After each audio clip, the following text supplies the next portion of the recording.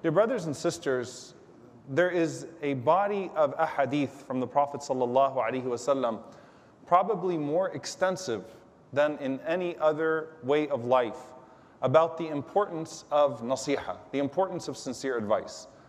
And typically, you find that the body of ahadith that are focused on nasiha, focused on the idea of sincere advice, focus on how to give advice, the mechanics of giving advice, the way that we talk to people, the way that we talk to our brothers and sisters, and the way that this ultimately ties into the pursuit of Allah subhanahu wa ta'ala's pleasure and our destination, our hoped destination of paradise. وَتَوَاصَوْا بِالْحَقِّ وَتَوَاصَوْا بِالصَّبْرِ. A people that enjoin one another in good and forbid evil amongst each other and help one another towards that pleasure of Allah subhanahu wa ta'ala, and keep each other resilient and steadfast and patient with what comes with taking that path collectively. And while you have all of these ahadith, all of these statements about how a person should give advice, and it is important because it affects the way that a person will receive it, you have an entire scope that is described in the Quran and the Sunnah of how to make the heart necessary to receive sincere advice. Similar to the way that you make the heart necessary, or you make the heart fertile to receive the most necessary advice and the most necessary guidance of all time, which is the infallible speech of Allah subhanahu wa ta'ala. That the heart has to be willing to receive even the Quran. There is no word that is greater than the Quran. There is no advice like the Quran. There is no guidance like the guidance of the Quran. It is perfect in every sense. Spoken by Allah subhanahu wa ta'ala, meant for your heart to receive it. And even then, there are hearts that are described as being as hard as stone that cannot receive it. And there is no fault whatsoever in the Quran. The fault is in the heart that was unable to receive it. On the other hand, the opposite of that, may Allah Azza wa Jal make our hearts the opposite of that. There are hearts that are like fertile soil. They receive the revelation and they continue to grow these beautiful crops, these beautiful plants, all stemming from that initial revelation from Allah subhanahu wa ta'ala. And so there has to be the giver and the receiver. There has to be a heart that is ready. And if that is the case for the Quran, then certainly when it comes to the imperfect advice that we're commanded to give each other, where there is more room for things to be wrong in substance or in delivery, then the heart has to be at an even greater level of anticipation and desire to receive than that heart which is with the Quran, which is with the word of Allah subhanahu wa ta'ala. And you find so many ahadith that stress this communal role amongst us. The Prophet sallallahu alaihi wasallam speaking about the believers as being mirrors to one another. A mirror shows you things that you otherwise cannot see. It shows you flaws that you otherwise cannot see.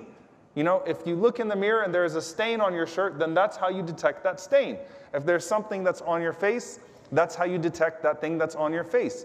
That's the function of that mirror. And for the believer to the believer, you are the spiritual mirror of every brother and sister in this ummah. You're their spiritual mirror. That means that there is a necessary cleansing mechanism that you have to have for yourself. And there's a function that you serve to your brother and your sister. And if you don't serve that function, then you are the defective mirror. And subhanAllah, you find this emphasis on the collective decay of mankind being tied to the unwillingness of people to advise one another anymore. When the Prophet ﷺ mentions that the people will be in khair, they will be in good, so long as they enjoin good and forbid evil amongst themselves. Now typically, we might resort to, when we read a hadith like that, this idea that evil becomes so emboldened, and when it's unchallenged, it only grows, and that's true. But there's another set of people, a large set of people, that aren't necessarily evil, that aren't necessarily emboldened in their evil, but they just don't know any better because there's a collective leaving off of this nasiha, this culture of advising one another, of enjoining good and forbidding evil, trying to build one another up to be pleasing to Allah subhanahu wa ta'ala. And Imam Al-Ghazali rahimahullah, he says something very profound in his Ihya. He says, think about a person who had a scorpion on their back. You know, we can relate maybe to mosquitoes right now in Texas, but if you had a scorpion on your back, and there was someone that was walking behind you and that noticed that scorpion that was on your back before it bit you, and they didn't tell you before it bit you. He said, similarly, when we have these character flaws that become obvious to people around us, and our brothers and sisters don't point them out, it's like a scorpion that is there about to bite you. You have a responsibility to say to your brother or your sister, I see a scorpion that you might not see. Not because you can't see, but it happens to be on your back. And I want to point it out to you, not so that you scream a little, quieter once the scorpion bites you, so that I can actually stop you from, suffering maximum damage through the bite of that scorpion. Perhaps I can stop it from biting you in the first place if I intervene early enough, or I can help you get treated quickly. But the point is that as people, when we walk around and we have scorpions on us, we want people to point that out to us. We want people to point out that harm because it poses an imminent physical harm. What about spiritual harms? What about spiritual diseases? And subhanAllah, you find there's a man by the name of Abdullah ibn Mubarak, rahimahullah ta'ala, and you can find entire books that are just people asking Abdullah ibn Mubarak, rahimahullah, for advice and him responding with profound advice. And there came a time clearly where he stopped giving people advice. And he was asked, aren't you going to advise us? And he said, is there anyone who's still looking for advice? I don't find that people are interested in hearing nasiha anymore. I don't find that people are interested in having things pointed out to them. I find that people seem to have turned away from this. And he's talking about it at that time. And as a result of that, who suffers? Not the person that no longer gives advice, but the person that could have received really good advice, necessary advice to make themselves more pleasing to Allah subhanahu wa ta'ala. And there was a man by the name of Habib al-Jallab, rahimahullah. He said that I asked Abdullah ibn Mubarak, rahimahullah ta'ala, what is the best thing that a human being can be given? Ma khayru ma u'tiya al-insan. What's the best thing a person can be given? So first he responded, he said, gharizatu aql. First and foremost, good intuition, strong insight, perception, where you have the internal mechanics, you have that intelligence and that introspection to where you can think on your own.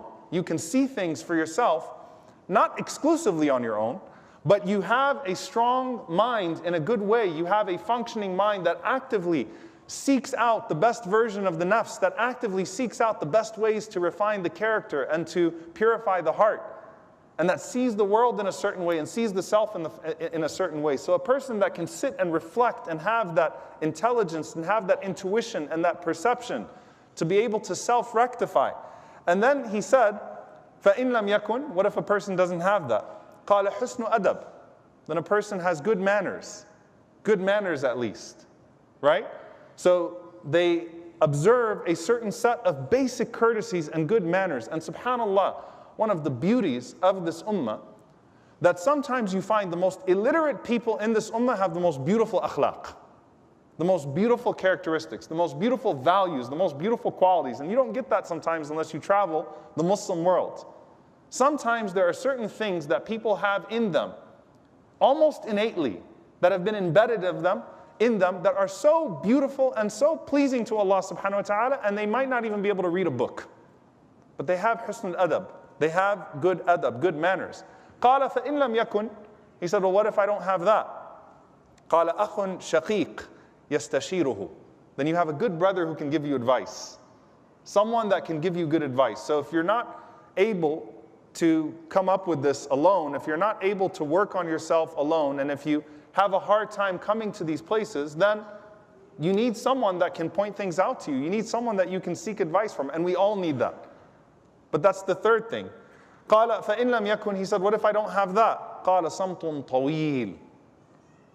Then you should have long periods of silence. You shouldn't talk much. You shouldn't engage much in that case, because you're likely to be making a ton of mistakes. A ton of mistakes. If you don't have the internal rectifying mechanism of tadabbur and tafakkur on a regular routine basis, and you don't have the natural manners that have been put inside of you and embedded in you through culture or through good company, and you don't have a good brother, a good sister to advise you, samtun tawil. That should really affect the amount of times that you engage. how you engage in giving input and speaking and doing, because you don't have the necessary mechanics and filters to be able to process that properly. قَالَ فَإِن لَمْ يَكُنْ قَالَ مَوْتٌ عَاجِلٌ. He said, and if I don't have that, he said, then you should probably at that point wish for death. If you have none of these things, you're not capable of any of these things, then that means that your period on earth, your extension of a period on earth is just going to be an extension of sin. May Allah subhanahu wa ta'ala protect us. So what does this look like culturally? What does this look like when a person naturally has the ability to hear nasiha and to take the best of it and to act upon it and to be in that sincere pursuit of Allah subhanahu wa ta'ala? One of the famous stories of Imam Malik rahimahullah ta'ala is Imam Malik walks into a masjid after Salatul Asr one day, and it was from the opinion of Imam Malik rahimahullah that if you walked into the masjid after Salatul Asr that you wouldn't pray Tahiyatul Masjid. You would not pray the 2 rak'ahs of entering the masjid. And this young man comes up and in a harsh way tells him to get up and pray 2 rak'ahs. He could have responded and said, let me speak to you, young man, about my muwatta. Let me pull out my book, show you my ahadith, and explain to you how I, the Imam of Medina, got to this place. He could have debated him at that moment. But instead he got up and he prayed 2 rak'ahs right away. And his students, who have been taught by him that that's not the right time to pray 2 rak'ahs, they were lost by this. They said, you know, we know from you that when you enter into the masjid after Salatul Asr, we don't pray Tahiyatul Masjid. And he said, I was afraid of being one of those people who Allah subhanahu wa ta'ala described, وَإِذَا قِيلَ لَهُمْ ارْكَعُوا لَا يَرْكَعُوا. One of those people who Allah subhanahu wa ta'ala says, when they are told to bow, they don't bow. I did not want to find myself in the category of the stubborn, disobedient, heedless, rebellious transgressors that Allah subhanahu wa ta'ala mentions, that would resist what is good for them. And so he still acted upon that advice. The opposite of this group of people are a people that Allah Azza wa Jal describes in the Quran, وَإِذَا قِيلَ لَهُ اتَّقِ اللَّهَ أَخَذَتْهُ الْعِزَّةِ بِالْإِثْمِ. When you say to a person, or when you say to this person, fear Allah, be mindful of Allah, أَخَذَتْهُ الْعِزَّةِ بِالْإِثْمِ. Pride stops them from abandoning that sin. Pride stops them from abandoning that sin. Either they don't like the person that told them ittaqillah, or they don't like the way that it was said to them, or they just don't like being corrected, period. Right? But ittaqillah is said to them, أَخَذَتْهُ الْعِزَّةِ بِالْإِثْمِ. Then they are stuck because of their pride, because of their arrogance. And Ibn Mas'ud radiallahu ta'ala anhu, he commented on this ayah. He said, إِنَّ مِنْ أَكْبَرِ الذَّنْبِ. He said, one of the worst of sins, أَنْ يَقُولَ الرَّجُلُ لِأَخِيهِ اتَّقِ اللَّهِ, that a person says to his brother or to his sister, be mindful of Allah, fear Allah, and that person says, عَلَيْكَ بِنَفْسِكَ أَنْتَ تَأْمُرُنِي. Worry about yourself. You're telling me what to do? Who are you to tell me what to do? عَلَيْكَ بِنَفْسِكَ. Worry about yourself. أَنْتَ تَأْمُرُنِي. Maybe they'll respond with all of the sins and all of the flaws. How dare you give me advice? Who are you to give me nasiha? Mind you, there's a way to say to someone, ittaqillah, and sometimes that's not actually even using the words ittaqillah. There's a tone, there's a delivery, there's the husn al-adab, the good ways in which you give nasiha beautifully. But here the blame falls on the recipient. When he responds with arrogance, أَخَذَتْهُ الْعِزَّةُ بِالْإِثْمِ. And what does that look like? That means that I will insist on a sin that will destroy me to make you mad. I'm not going to give you the pleasure of correcting me, and ultimately I'm going to harm myself in the hereafter because I don't want to give you that validation. Think about how that sounds when you actually play it out. I'm not going to correct myself. I'm not going to do something differently. I'm not going to take the step towards Allah subhanahu wa ta'ala that I know I should take. I'm not going to abandon the sin that I know I should abandon because I don't want you to have the pleasure of knowing that you put me in my place. أَخَذَتْهُ الْعِزَّةُ بِالْإِثْمِ. Who hurts at the end of the day? What are you going to tell Allah subhanahu wa ta'ala on the day of judgment? I don't like the way He said it to me. I wanted to show them who's the boss. You're not the boss. Neither am I. Neither is the person who gave you advice, even if they did it in the wrong way. And subhanAllah, I want you to flip this frame in your mind for a moment. If someone gives you advice in the wrong way, or in a way that's not the best, they could have done better. And there's a part of you, maybe they were even very rude to you. but there is some weight to the advice that was given to you. Instead of seeing it as, but I'm going to validate that person's bad practices, see it as, maybe I have two rewards with Allah subhanahu wa ta'ala. The reward of swallowing my ego and the reward of doing that thing that I was supposed to do anyway.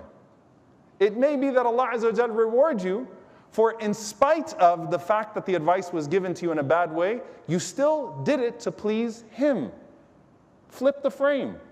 I'm going to act upon this to please Allah subhanahu wa ta'ala, even though I don't like the way the person said it to me. And you know what? If I want to correct that person's bad way of giving advice, I will say to them, Jazakallah khair, I really benefited from this, and this is good, and inshallah I'm going to act on it. Inshallah, if you get a chance, maybe the next time that you speak to someone that's going through this predicament, it may help if you use this, because you might be able to deliver it better. But Jazakallah khair, I benefited. This is good. I acted upon it. I want to act upon it. If there is some validation and some weight to that nasiha that's being given to you, take it. Take it. And the Prophet ﷺ said, beware of creating a culture or an aura around you where people don't want to deal with you. He said, sallallahu alayhi wa sallam, إِنَّ مِن شَرِّ النَّاسِ مَنْ تَرَكَهُ النَّاسِ اتِّقَاءَ فُحْشِهِ. The worst of people are those who people leave off giving advice to because they don't want to deal with their foul mouths. I don't even want to say anything to that person. Yeah, I know they have that, but I just don't want to deal with their temper. I'd rather that person sink themselves because I don't want to deal with them. Don't be a person who creates an aura around you where we don't want to give that person nasiha.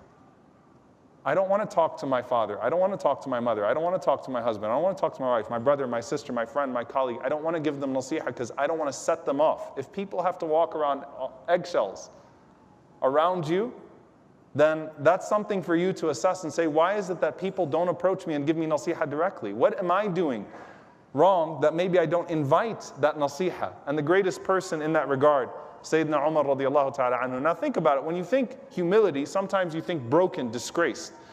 Does Omar radiallahu anhu evoke any level of disgrace in your mind? None. None. The manifestation of man tawada'a lillah rafa'ah. That whoever humbles himself for Allah, Allah raises them. Umar radiallahu anhu used to say, Rahim Allahu man ahda ilayya uyubi. May Allah have mercy on the person who guides me to my faults. May Allah bless that person who comes to me and who tells me, hey, I noticed this. Whether it's a servant or a king, whether it's a colleague, whether it's one of the great companions or someone who's unknown, even a non-Muslim, family member or stranger. When someone would tell Umar radiallahu anhu, some form of advice, he took it and he would celebrate that person. Why? Because he wanted everyone to know, when you have advice for Umar radiallahu ta'ala anhu, go give him advice. He wants it. And subhanAllah, you think about the day and age that we live in, people pay loads of money for leadership classes and assessments and all of these things, which, by the way, are good for you. I'm not saying they're not good for you. But one of the reasons why we feel comfortable receiving harsh, critical advice from complete strangers is because we don't feel threatened by those people. Right? So I can have a stranger that assesses me over 30 minutes or whatever it is, I put in something into a system and then tells me all these things that are flaws that I need to correct, but I don't feel threatened by that person. What if your ego doesn't feel threatened by the people around you who know you best and who could be giving you that critical nasiha? What if you disarm? What if you put that ego away? SubhanAllah, what would happen in your life? People that don't need you to fill out a 30-minute assessment, they've got 3 years with you or 30 years with you, where they could give you some nasiha about yourself. And maybe they're not experts, but they know you better than those experts do. And there's value to what they would be able to say to you. And I want to, inshallah ta'ala, end with this because it's important when I keep on saying, renew a culture of advice around you. Give an opening, a constant opening for people to give nasiha to you, to seek nasiha from people. One of the reasons why that becomes so important is because we change. We change. The nasiha I might have needed a year ago, I might need a completely different nasiha now. We change. It's not like you get to a point where you no longer need advice. Circumstances change, and then we change sometimes with those circumstances in ways we can't see. And they'll tell you in psychology that in our minds somewhere there's always a perception that we're still that innocent child. And maybe we're not. Maybe we're not. And because we change, we need people's advice to be constant so it can detect those changes early on. We want people to notice it early in us when they start to see that change and to feel invited to say to us, my brother, my sister, my friend, I noticed this and I wanted to point it out to you. And you say, Jazakallahu khairah. Thank you so much for that. SubhanAllah, you'll find the Salaf even taking advice from their children. Talk about not feeling threatened, not having a fragile ego. To be able to say to your children, give me nasiha. Let's have a culture of advice and exchange together.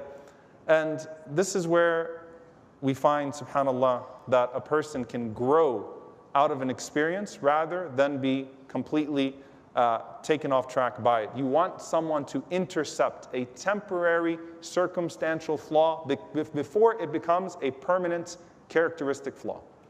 You want someone to intercept and intervene at an early stage where it's a temporary circumstance rather than a permanent character detriment. May Allah subhanahu wa ta'ala protect us from that. And he said, rahimahullah ta'ala, Abdullah ibn Mubarak, لا يزال المرء عالما ما طلب العلم فإذا ظن أنه قد علم فقد جهل. A person remains to be a knowledgeable person so long as they are seeking knowledge. Once a person feels like they have reached the place of knowledge, then they have reached the place of complete ignorance instead. Replace talab al-ilm with talab al-nasiha here. Seeking good advice, seeking istishara from people. Once we stop seeking that growth and seeking that advice from people around us, then we may indeed become permanently relegated to our own misconstrued perceptions of ourselves. May Allah subhanahu wa ta'ala protect us from self-delusion. Allahumma ameen. A practical tip that I'm going to give to everyone, inshaAllah ta'ala, you have an assignment this Jum'ah, which is this week, inshaAllah ta'ala, this week and preferably within the next few days. I want you to go to 2 people that are very close to you, and I want you to invite them to give you sincere advice. 2 people that are close to you and maybe that you think will give you advice that you might not want to hear. But 2 people that you go to and you push them, and if they ask you why you're acting that way, say that it was a Jum'ah assignment and I had to do so. But if you have to, call someone, bring someone, from far away, go to someone and say, I need nasiha. What do you think I could do to better myself? What are some changes you've noticed in me? How can I be of better character? May Allah subhanahu wa ta'ala grant us the best of character and allow us to be close to our Prophet ﷺ in this life and character and close to him in al-Firdaus al-A'la. Allahumma ameen. Aqulu qawli hadha wa astaghfirullah li wa lakum wa li sa'iril muslimin fastaghfiruhu innahu al-ghafurur rahim.